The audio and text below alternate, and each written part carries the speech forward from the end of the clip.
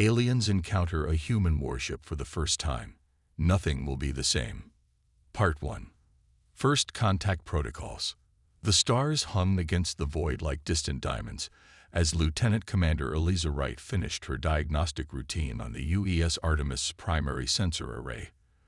The ship, officially designated as a stellar cartography vessel, in public records, represented humanity's most closely guarded secret, their first true warship built for deep space combat. Sensors are operating at peak efficiency, Captain, Eliza reported, swiveling her chair to face Captain Haruki Nakamura. At 46, Nakamura had earned his command through 15 years of exemplary service and a tactical mind that had saved countless lives during the Mars colony crisis. His weathered face betrayed little emotion as he acknowledged the report with a slight nod. "Excellent. Maintain our current heading," he instructed, his voice carrying the quiet authority that had earned him the fierce loyalty of his crew. "Any signs of the anomaly?" Signal Intelligence reported. "Nothing yet, sir," replied Lieutenant Marcus Chen from the tactical station. "But we're approaching the coordinates where the quantum fluctuations were detected." The Artemis had been dispatched to investigate unusual energy signatures detected at the edge of human-controlled space. For 2 centuries, since achieving faster-than-light travel, humanity had expanded cautiously outward, establishing colonies on 17 worlds across 12 star systems. Despite the vastness of their expansion, they had yet to encounter another sentient species, though many scientists insisted it was only a matter of time. That possibility was precisely why the Artemis existed. After centuries of science fiction depicting first contact scenarios, ranging from benevolent exchanges to apocalyptic invasions, humanity had collectively decided not to leave their fate to chance. While publicly promoting peaceful exploration, the United Earth government had quietly constructed a small fleet of vessels with capabilities far beyond what was disclosed to the general public. The Artemis represented the pinnacle of that program. A ship with cutting-edge offensive and defensive systems disguised beneath the exterior of a research vessel. The majority of its crew weren't even aware of its full capabilities, with only the command staff and specialized combat personnel briefed on the ship's true nature. "Captain," Chen called out suddenly, his voice tight with tension, "I'm detecting an object on an intercept course. It wasn't there a moment ago." "Classification." Nakamura stood, moving to the tactical station. "Unknown, sir. Mass suggests a vessel approximately 1/4 our size. Composition doesn't match anything in our database." Chen's fingers flew across his console. "It's generating significant power for its size." Nakamura's expression remained impassive, but those who knew him well could see the subtle tightening around his eyes. "Initiate first contact protocols." Lieutenant Commander Wright, begin broadcasting on all standard frequencies. Standard greeting package. "Aye, sir." Wright's fingers activated the carefully crafted message that had been prepared decades earlier. A simple mathematical sequence hollowed by basic representations of human language and culture, designed to be comprehensible to any intelligence capable of interstellar travel. No response, she reported after several minutes of transmission. "They're scanning us," Chen announced. "Intense energy readings across multiple spectrums." "There." He paused, frowning. "They're focusing particularly on our reactor core and weapons hardpoints." Nakamura's lips pressed into a thin line. "They're assessing our threat level." For 15 tense minutes, the alien vessel maintained its position, neither responding to communications nor taking overtly hostile action. Then, without warning, it accelerated away at a speed that had the sensor officers gasping. "They're gone, sir," Wright reported, "but they're transmitting something, a powerful signal directed away from Earth space." "They're calling for backup," Nakamura said grimly, "or reporting back to their fleet." His prediction proved accurate. 18 hours later, as the Artemis maintained position near the encounter site, long-range sensors detected multiple objects decelerating from FTL velocities. 7 vessels, each significantly larger than the scout ship, arranged in a formation that even the most optimistic analyst would recognize as military in nature. "Message incoming, Captain," Wright announced. "Audio and visual. On screen," Nakamura ordered, straightening his uniform as he faced the main view screen. The alien that appeared had a vaguely insectoid appearance, a chitinous exoskeleton of deep blue with multiple compound eyes arranged around a central head. What appeared to be breathing apparatus surrounded mouthparts that moved in complex patterns as it spoke. The ship's computer worked frantically to translate. "Attention, unauthorized exploratory vessel." The translation came through in a flat, synthesized voice. "You have been detected operating in territory claimed by the Skathal Dominion. Your technology level has been assessed as Category 3, Emergent. Under Dominion Protocol, all Category 3 species must immediately submit to classification and registration. Power down your engines and prepare for boarding. Compliance is mandatory." Nakamura exchanged glances with his executive officer, Commander Diana Reynolds. "Open a channel," he ordered. "Channel open." "Sir." "This is Captain Haruki Nakamura of the United Earth ship Artemis. We operate under the authority of the United Earth government and do not recognize any territorial claims to this region of space, which falls within our lawfully established boundaries. We welcome peaceful contact, but will not submit to boarding. I suggest we establish diplomatic communications and—" The alien interrupted, its translator producing a tone that somehow conveyed dismissal despite the flattened delivery. "Your species claim is irrelevant. The Dominion has maintained oversight of this sector for 8,000 of your years. Your emergence from your home system is recent and unauthorized. You will power down your systems and prepare for boarding, or face disciplinary measures appropriate for your classification level." The transmission cut abruptly. "They're powering weapons, Captain," Chen reported, his voice tight. "Multiple energy signatures consistent with directed particle weapons." Nakamura's decision came without hesitation. "Battle stations. Deploy countermeasures. Contact Earth Command. Priority Alpha." Alarms blared throughout the ship as crew members raced to their combat positions. Bulkheads sealed automatically as the Artemis' true nature began to reveal itself. Hidden weapon systems emerged from concealed housings, and the reactor core ramped up to combat levels. "They're firing," Chen called out. The first shot from the alien fleet came as a warning, a relatively low-powered beam that passed within kilometers of the Artemis' hull. "No damage," Reynolds reported, "but their targeting systems are locking on for a more precise shot." Nakamura's voice was calm as he gave the order. "Defensive maneuvers. Activate the AEGS shield system." As the alien fleet fired again, their beams encountered something unprecedented in their experience, a layered defense system combining advanced particle barriers with gravitational distortion fields. The Artemis shimmered as the attack dissipated harmlessly against shields that, according to humanity's public technological profile, should have been centuries beyond their capabilities. "Shield integrity at 98%. Reynolds announced. "Negligible power drain." On the view screen, the alien commander's compound eyes seemed to widen in what might have been surprise. "Your vessel possesses Category 2 defensive capabilities," the translator conveyed, a note of confusion evident despite the synthesized voice. "This is inconsistent with your species profile. Explain this discrepancy immediately." Nakamura allowed himself a small, grim smile. "There's a saying among my people, never reveal all your cards at once. We've studied the stars for thousands of years before we reached them. Did you think we would venture into the unknown unprepared?" He turned to Chen. "Target their lead vessel's propulsion system. Minimal yield. Precision strike. Show them what else we've been keeping to ourselves. The Artemis' primary weapon, a spinal-mounted particle accelerator capable of delivering precisely calibrated strikes. Powered up. With surgical precision, the beam struck the alien flagship's propulsion array, instantly disabling it without causing catastrophic damage. Target neutralized, Chen reported. Their flagship is adrift. Nakamura opened the channel again.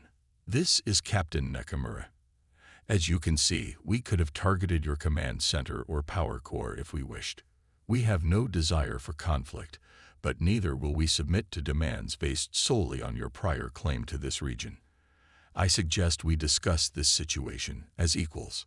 For the first time since the encounter began, the alien commander was silent, its compound eyes fixed on something off-screen, likely damage reports from the disabled systems.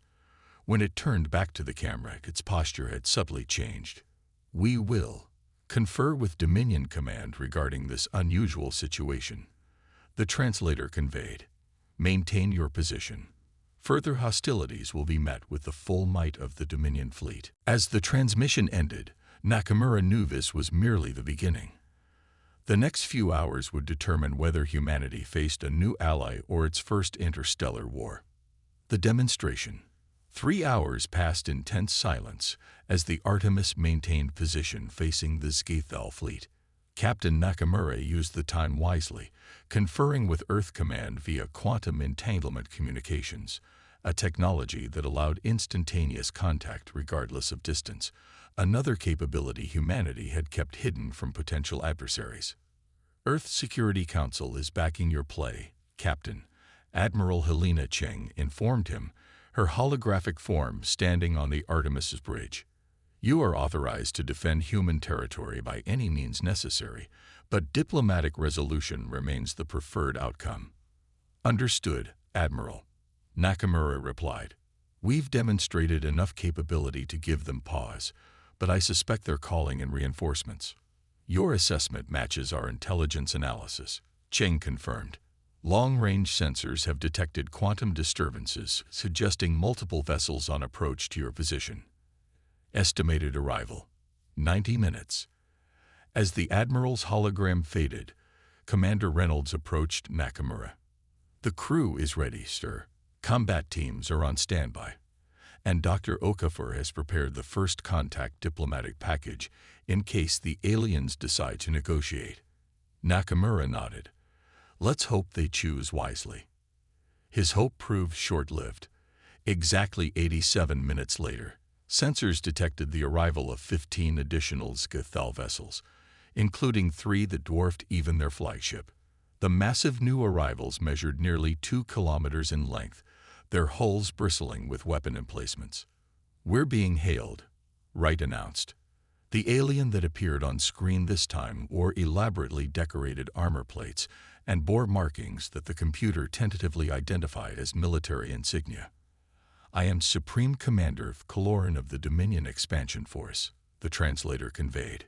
Your resistance to standard protocol has been noted and classified as a Category 4 violation. You will immediately surrender your vessel for study and your crew for processing. Failure to comply will result in your destruction and subsequent sterilization of your home system once its location has been extracted from your ship's databanks. The threat hung in the air as the bridge crew exchanged glances. Nakamura stood slowly, his posture straight and dignified. Supreme Commander, I am authorized to inform you that humanity will not be threatened or intimidated. We came to the stars in peace, but we prepared for war.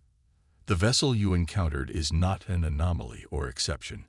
It represents the standard of human defensive capability. We have 23 colonies across 12 star systems, all similarly protected. This was a careful exaggeration. While humanity did indeed have those colonies, only a handful possessed the defensive capabilities he implied. But the Scythal had no way of knowing that.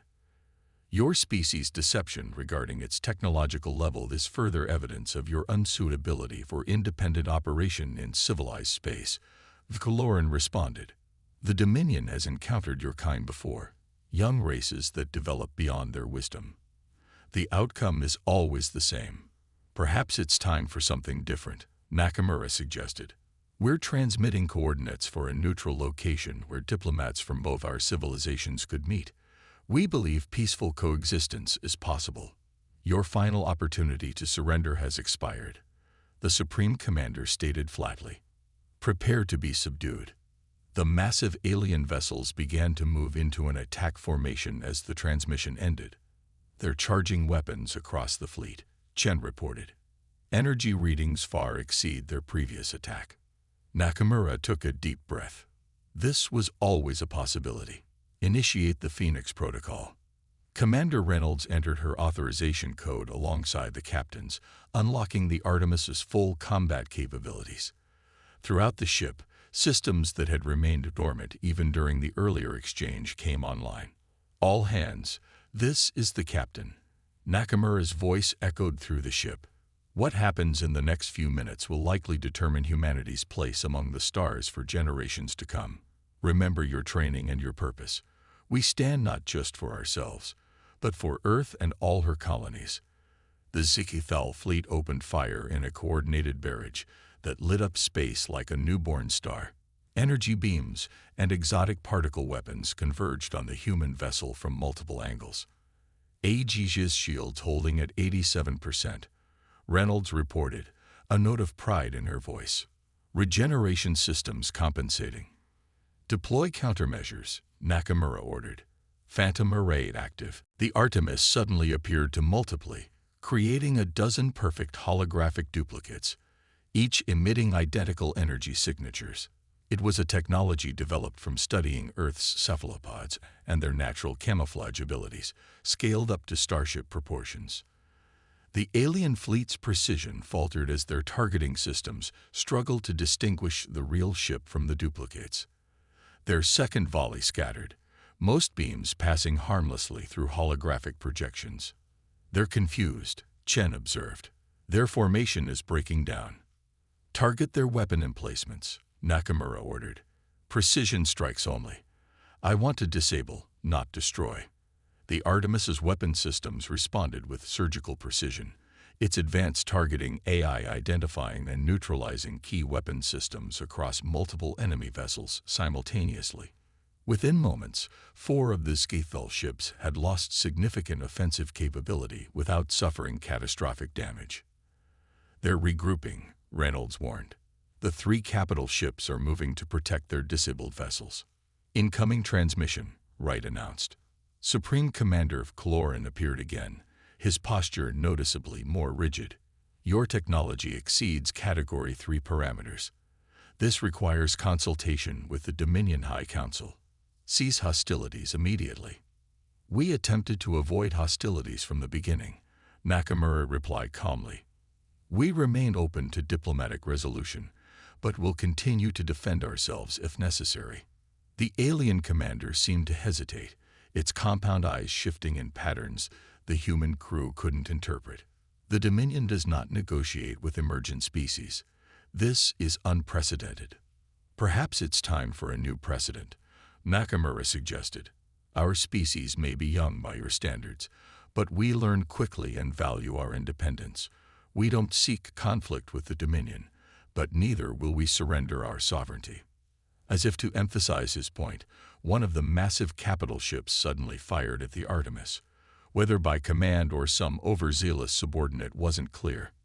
Incoming, Chen shouted. Activate the gravitational deflection array, Nakamura ordered without hesitation. The Artemis's most classified defense system engage, a technology reverse-engineered from artifacts discovered beneath Earth's Pacific Ocean decades earlier. The devastating beam from the alien vessel didn't impact the shields directly but instead curved away from the Artemis, redirected by localized gravitational distortion to pass harmlessly into empty space. The silence on both sides of the confrontation was profound. Their weapons are powering down, Chen reported after a moment, disbelief evident in his voice. All ships. On the view screen, Supreme Commander of Cloran's posture had changed dramatically. The translator struggled to interpret its communication to the rest of the fleet, but the message to the Artemis came through clearly. The Dominion High Council will be informed of this encounter. Until their determination, a state of armistice exists between our forces. We will withdraw to the boundary of this system. You will maintain your position here. The transmission ended abruptly. They're retreating, Reynolds confirmed, watching the tactical display as the alien fleet began a careful withdrawal. Nakamura allowed himself to relax marginally. Maintain battle readiness. This isn't over. 3 days later, a single Zgethal vessel returned, not one of the warships, but a sleek craft with markedly different design aesthetics. It broadcast its approach on all frequencies, clearly announcing its non-military purpose. The alien that appeared on screen this time bore elaborate decorations that suggested a diplomatic rather than military role. "I am High Envoy Timorith of the Dominion Council," it introduced itself. "The Council has reviewed the encounter data and determined that humanity represents an unusual case. Your technological development pattern does not conform to established models." "We've had to be adaptable," Nakamura replied diplomatically. "Indeed," the envoy acknowledged. "The Dominion has existed for 20,000 of your years, incorporating over 30 sentient species into our collective. In all that time, we have never encountered a species that developed defensive technology before expansionist capability." Nakamura allowed himself a small smile.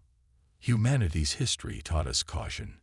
We developed the means to protect ourselves before venturing far from home."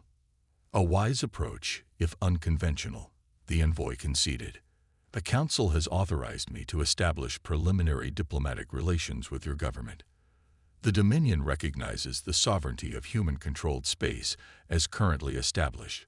Further territorial matters will be subject to formal negotiation." The significance of this concession wasn't lost on Nakamura or his crew.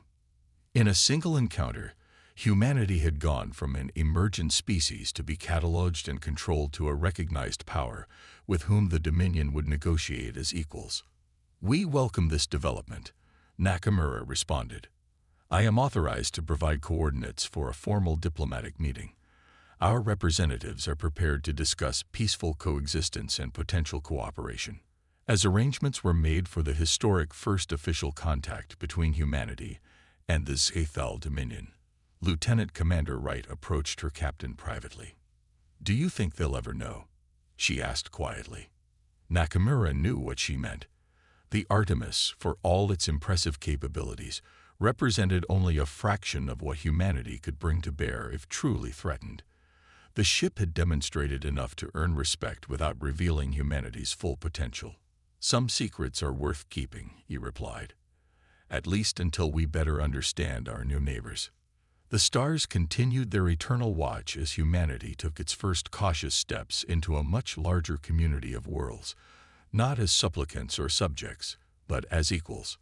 The encounter with the Artemis had changed everything, not just for humanity, but for the Dominion that had grown complacent in its assumed superiority. As Nakamura watched the diplomatic vessel approach for the preliminary meeting, he couldn't help but think of the ancient human saying that had guided the development of ships like the Artemis: "Si vis pacem, para bellum."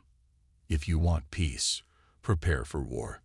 Humanity had prepared, and in doing so, had earned not just peace, but respect.